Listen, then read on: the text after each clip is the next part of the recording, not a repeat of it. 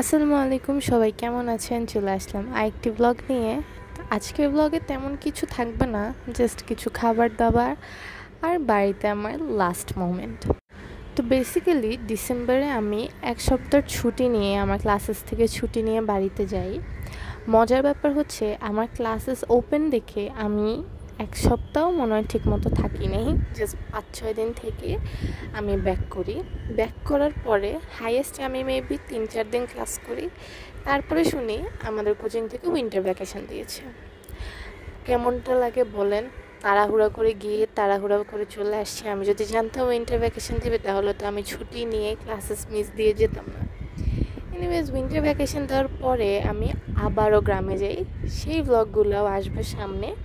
তখন হচ্ছে আরও বেশি দিন থাকা হয় আর তখন আরও বেশি মজা করা হয়। তো কী কী করি সেটাও দেখবেন। সো আমি ব্যাগ যেহেতু করব, শীতের পিঠা তৈরি করা হচ্ছিল। এটার রেসিপি আমি আরেকটা ভিডিওতে আপলোড করব।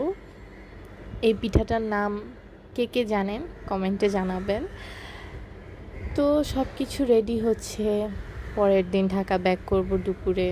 মনটা খারাপ, স্বাভাবিক, কারণ আমাদের গ্রামে আমার কাছে ভালো লাগে, কারণ আমাদের গ্রামের মধ্যে আমার সব রিলেটিভস কাজিন আমরা সবাই একই জায়গায় থাকি, মানে একই বাড়িতে। এই জন্য গেলে সবার সাথে দেখা হয়। বাট কিছু করার নাই, যার যেখানে কাজ তার সেখানেই যেতে হবে। বাট আমি তখনও জানতাম না যে আমার আবার বাড়িতে আসা পড়বে জাস্ট কয়েকদিনের মধ্যেই।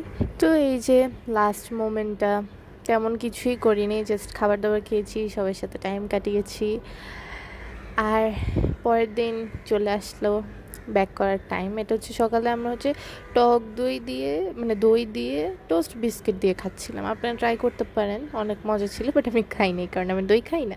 এই ছিল আমার আজকের ছোট্ট ব্লগ, খুব দুঃখী ব্লগ, শেষ বিদায় টাইম।